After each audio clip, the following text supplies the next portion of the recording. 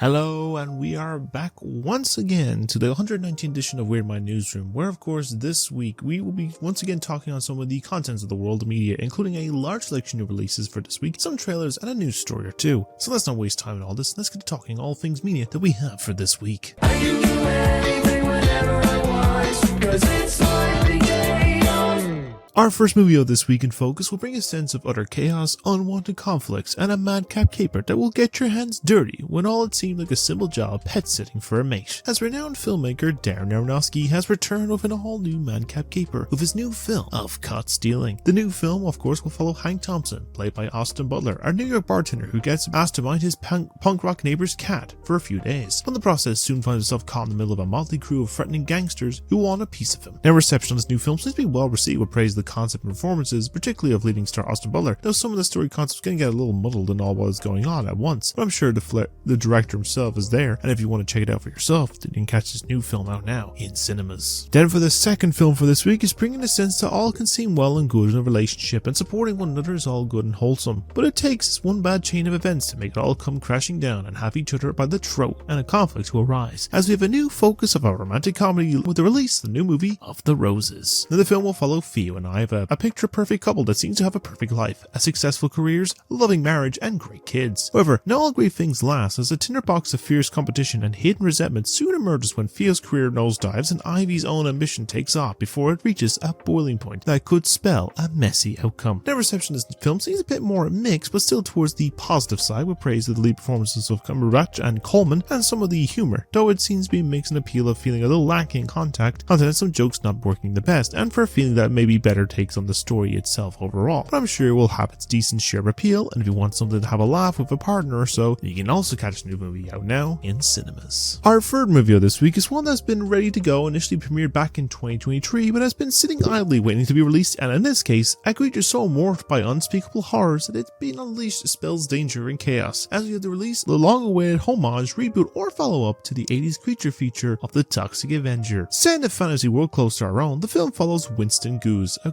janitor who becomes a bit of a social outcast when a freak accident at a chemical factory turns him into a mutant. Armed with a weapon of his corrupted brush, he soon uses his newfound superhuman strength to battle slimy criminals and corrupt CEO to save his town, all while finding a way to have a better relationship with his son. The reception of this film seems to have been well received, and with praise on the homage original film, performances, and for being unapologetically gross and graphic, and some well done visual effects as well. Want to see this thing for yourself? You can also catch the new film out now in cinemas. And our final film for this week is time to provide a sense of mystery can be solved no matter the age of the person, their history, and then their ways to go about it, as a mystery can always be solved in many different ways. As we have the release of a new adaptation of a recently acclaimed book, with the release of the new film of The Thursday Murder Club. Now based on the first novel in the series, the film will follow a group of amateur septuagenarian sleuths who love to tackle and solve cold cases in their company retirement home that consists of a former spy, a former nurse, a former trade union official, and a former psychiatrist. But when an actual murder takes place in their local area, they will soon step up to the challenge and take on the case before the killer strikes again. The receptionist tale seems to be decently to modestly received, with praise to the ensemble cast and tone of the books getting the right feel and charm to it all. Though some of the critiques feel the film crams a bit too much of the book at once and seems to be missing elements of it as well that could feel it provided a good sense of things, but I guess they can give it a chance with possible follow-ups, they can make it work out overall. If you want to check out this mystery for yourself, then you can catch this new caper right out now on Netflix. Now a good few of these games for this week are some new remasters or remakes, and this is a remake that has been a long time coming, or as they would say, kept you waiting, huh? As this is started for what I see as the beginning reworking of the stories of Big Boss, as we go back to see where it all began, as we have finally seen the release of the remake of Metal Gear Solid Delta Snake Eater. This of course is a remake of the third entry in the acclaimed MGS series, and we see the beginning era of Snake's career from a soldier on a mission from the Soviet jungles to rescue a Russian scientist, destroy a dangerous superweapon, and take down his defected former boss, and begin to become the legend he'll become. The reception of this remake has been very well received, with praise on the visuals, gameplay updates, and everything that made the original such a beloved entry in the series as still present and given love to, even if the likes of Kojima's touch is still present but kind of missing in this of his flair and stuff. And while I see other entries getting the remake approach over time, I think we can focus this entry for the moment. If you want to play it for yourself, you can play this new one now on PlayStation 5, Xbox Series X and S, and PC. On the next title to get a new release, it's their turn to talk with a bit of an all-new update and approach to exploring a mysterious location lost to time, but with the control of a small and cute little pink creature using his powers for fun new methods, and soon another new magical land will be found in the process as we receive the Switch 2 edition of Kirby and the Forgotten Land with the new add-on expansion of Starcross Road. Now, the original game of the title is still present, of Kirby exploring a strange forgotten town and city to use their unique inhaling powers to control some strange objects like cars and vending machines to learn of its past, with the new expansion seeing Kirby and a friend named Elfavin exploring a new world made from crystallized stars and save the starries trapped in the crystals and help see away a terrible evil. Now, reception of this new edition of the series seems to be very well received, with praise the updated visuals, the original beloved title, and the new expansion is a great story piece that easily connects well into the wider narrative of the fun new extra story adventure. And if you're up for a new adventure, then you can get the full game or the expansion separately if you already own the original version right now on Nintendo Switch 2. Then for the first of the two new title-based entries is one that will bring a sense of great power and control to the world, and how you control it will be how you save yourself and others from a much greater threat. As after a bit of a delay, we have finally seen a release of the all-new game known as Lost Soul Aside. The game will have you play as Kaiser, a man who embarks on a journey to rescue his sister Louisa and use some form of power to save humanity from the Void Racks, mysterious invaders that have appeared from across vast dimensions. Now, reception has not been made present majorly much, but from the Steam reviews I've seen, it seems to be a bit of a mixed appeal. The wild of combat and visuals have been praised, elements of their gameplay mechanics, story and characters have been much left to be desired. But if you want to try it out for yourself, it is available to play now on PlayStation 5 and PC in particular. Our final game for this week we have is a focus around the side-scrolling hack and slash. It will be returned to a beautiful land, and a little title seems to be making a return like another popular series that focuses on the way of the ninja, as we have the release of a new Metroidvania hack and slash with Shinobi Art of Vengeance. And the game will have you return to the role of series protagonist Joe Musashi, who after finding out that his village was decimated by a military organization of the ENE Corporation, he will soon go on a journey to exact revenge on his mysterious leader of Lord Ruse and thwart their plans for global domination. Now, reception of this new entry of the series has been very well received, with praise for its visuals, its combat, story, and being another strong entry in the series itself. And if you're up for playing a fast-paced combat adventure, then you can play it now on PS4 and 5, Xbox One and Series X and S, Switch 1 and 2, and PC. And while there is many that are all for Cyprian and Carpenter for this week, and not to complain, you go listen to that as well, I'm all good with that aspect, there is another album that's out this week that's released in the same day from my favourite group of Groove Crusaders from the country of Canada that works best for those breaks from the hustle and bustle of life. And that's of course with the case of TWRP coming in with an all-new album in the form of The Longest Weekend. This of course is a new album from those funky group from Canada, bringing an album from what you expect from a break away from the noise of the tracks like Big Day Off, Critters, Stargazing, the title track itself, and many more in this album that appeals in the funky tone. Now, given my music taste is more than ones that are not overly seen, I think this is another solid album itself with a nice mix of variety of genre music and tone. Appeal will definitely be open to my listening more of these over time. If you're interested, you can check this album out for yourself, where you can get on the official website of their album or listen to all music streaming platforms. And now with all of that regards, that's all the new releases that we do have for this week. Yeah.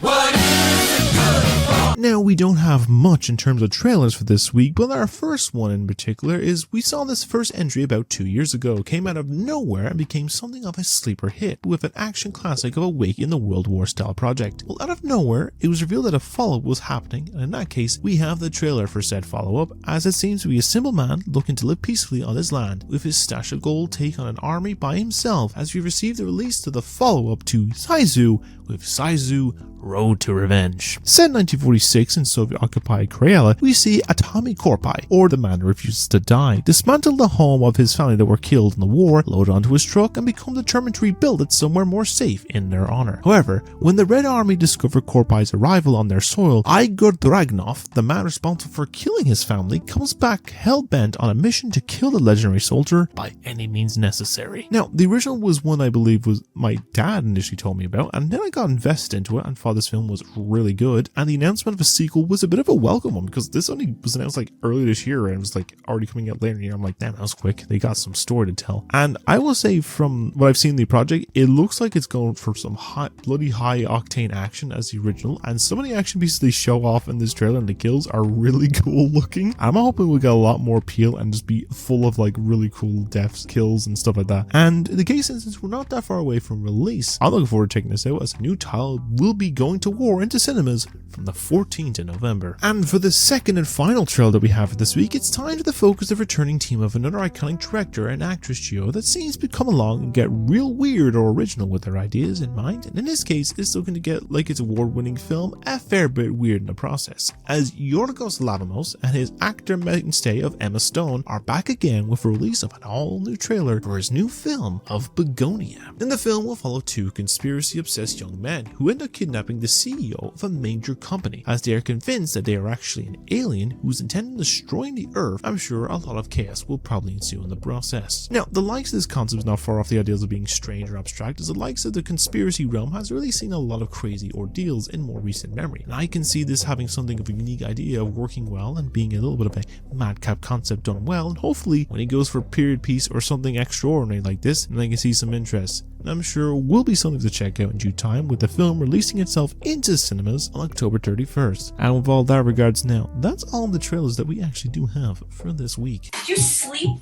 with your goddamn teacher? What? Now, the first of the two stories that we have in focus for this week is really a case of some talking on a selection of projects that have garnered some release date announcements, delays, and some announcements of new additions to a project in mind, and we have a few in discussion for this week, so let's delve into what those are in particular. And I will start with the first announcement that was a very happy thing to see, and in this case will indeed put a smile on my face, as after a bit of a wait to get in confirmation, we were given the announcement on Tuesday or Wednesday this week that we have the official release date start for the third season to Smiling Friends, with it confirmed starting now on the 5th of October of this year, so likely case the 6th over where I'm from. Now, I enjoyed the series. I always feel it when the season of episodes are out and over that I'm excited for more, as the series always feels fresh and appealing. It just feels kind of like genuine with the writing and stuff like that. Now, you know, it's kind of like just lol random stuff kind of thing as well, but like it actually is really appealing. And in the case of the mix of the 2D animation with a lot of added appeal of mixed media as well, of random content out there as well, I'm always loved the randomness of this series in particular. I'm all for checking this out when the new season make myself smile in the process when it comes out this early October. Now, the only confirmed release date for something now that's not a focus of a film, show, or game, but rather in the focus of some more physical media, as the announcement of a new book. And in this case, after the breakout success of her self-published memoir, former Child's actress and now writer Jeanette McCurdy has returned again with the first original story novel, with the announcement of her new book titled Half His Age, that has gotten an official release date for the 20th of January next year. Now, the novel is set to tell a story about a 17-year-old girl named Waldo as she navigates an affair with her teacher,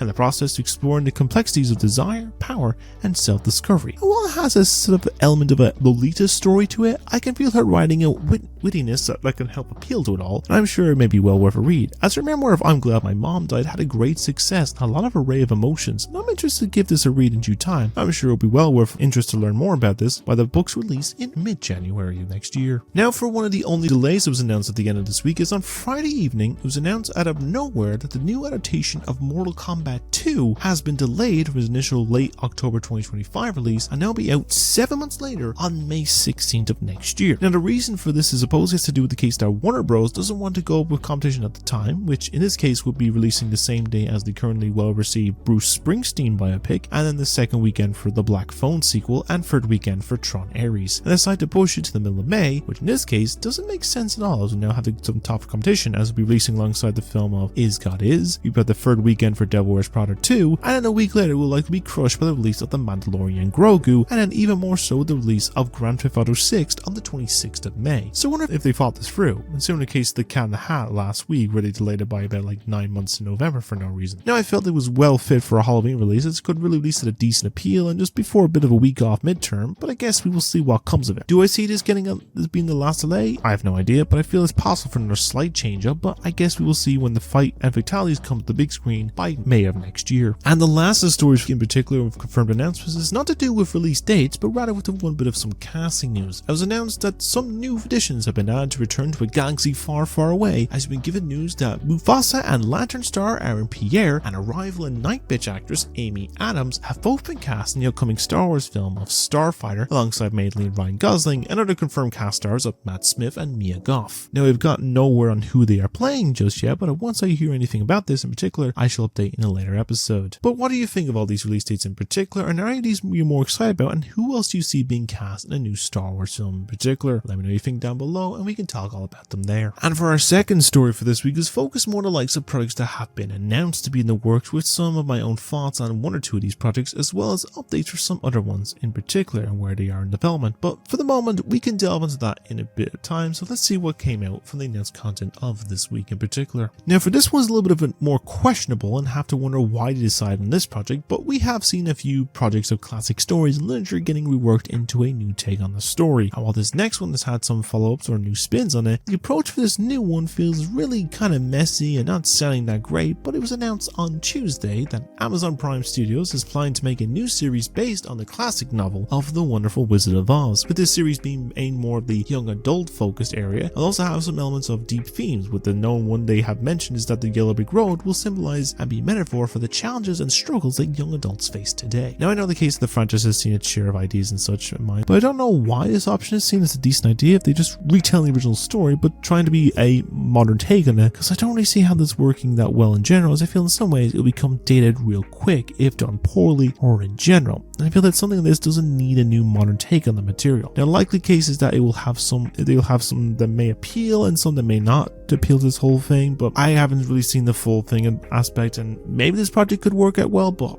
I really have no idea right now. But I guess we'll see how it takes off in this regards, and if any more news comes about it, I'll update in a later episode, of course. And last one that I feel in this case, I'm actually more inclined to seeing getting a bit of a fresh new take on this one, is with a classic of the past, when some people that are planning to do so is all good to see when it comes about it, because it was announced earlier this week that the creatives behind the recent success of the Cobra Kai series are looking to take a spin on another classic 80s series, as they're planning a film of the kind of cult classic series of Knight Rider. Now, for those who are unaware, it was a series starring David Hasselhoff as a man named Michael Knight, who alongside his talking car named Kif, travel across the streets of LA or wherever the series was set and solve crimes through action, set pieces and tech and all that stuff. And it seems like it would be interesting to see what will come in the present series of the show with the advancements of technology in cars nowadays, that it would be interesting to see what will come of it all. Now, I know the case is also being helped along with, I think, action director David Litch, who did provide another classic 80s series into a film with last year's Fall Guy, so it'll be interesting to see what comes of it. Now, the question would be who the best choice to fit the role of Knight himself is, or will Hasselhoff be back as the character as a bit of a legacy sequel kind of thing. But I say, even if not the choice for the main star, he could be the voice of Kif as a passing of the torch kind of thing, but it's hard to really say right now. Now, at the moment, it is early days, but once anything does come about this, I will provide in a later episode, of course. But in this regards, I want to know what you think of these stories. What do you think of this planned young adult series on Wizard of Oz, and would you be interested in a Knight Rider movie, and who would you cast in the project as the lead and the car's voice? Let me know what you think down below in the comments, and with all that, that's all the news that we do have for this week. Kept you waiting, huh? And now, with all of that, that's all we have for episode 119 of Weird Mind Newsroom. I hope you enjoyed my ramblings for a little over 20 minutes in this aspect. Anyways, I'm going to go quick fire updates to the things, as I'm getting tired and I want to get through this quick. So anyways, start with reviews. I have the Snack's box offices ready to go. I just have recorded them. I'm going to edit them quick enough and upload them over time in the next couple of days. I'm going to get back to writing The Last of Us Part 1 and 2, Season 1 and 2 reviews kind of thing. There's some other stuff I want to add in that aspect as well. I do have another film I'm going to add to the list of other long or short form reviews. I'll kind of figure it out, which is Nobody 2. I saw this early in this week. Don't know why, for some reason the film was only at like 2 weeks and there's not a lot of showings for it. And I wish this movie was doing well because it's actually entertaining enough. You know, it's quick, it's enjoyable, and Bob Odenkirk can do well as an action film. But maybe we'll get a cult classic following like the sleeper hit that the first movie was, but we'll see. Anyways, after that, then the case gameplay wise, I was going to record DK Bonanza tonight, but as case since I was busy with some other stuff, so I'm probably going to record that tomorrow. Hopefully upload a new episode during the week, get a bit more back on that aspect and try and pump out more of them over time, as we could get back to Star Wars Outlaws and Mario Wonder and to Cyberpunk, and I get to Ventilate, and I'll get to some other games and stuff like that, because there's a lot of stuff coming out this year. I mean, we've got Hollow Knight next week, we got some Chronos games, we got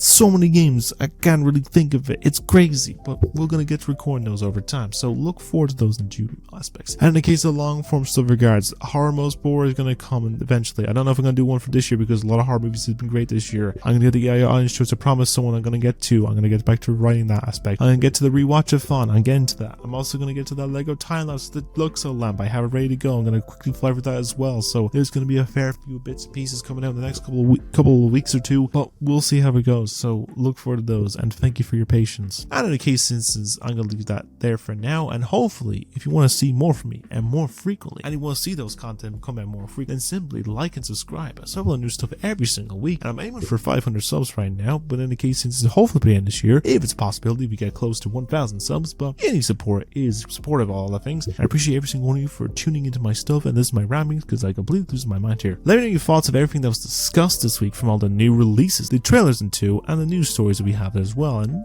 give me your thoughts down below. I'd love to hear a conversation and have a chat about everything, so I'd love to hear your thoughts. And in this regards, I shall leave it there for now because it is getting late and I want to go to bed. You all stay being wonderful people and have a great day every day, do many great things, and of course to keeping you because no one else can do what you do, and of course to check in on your friends and stuff like that, because mental health is very important and you don't know what people are going through, because you can help change a life. But anyways, I've been your host Sam, of course, and I shall see you in a new episode. So of course, like, subscribe, go check out some other stuff down below and everything like that, and stay being beautiful.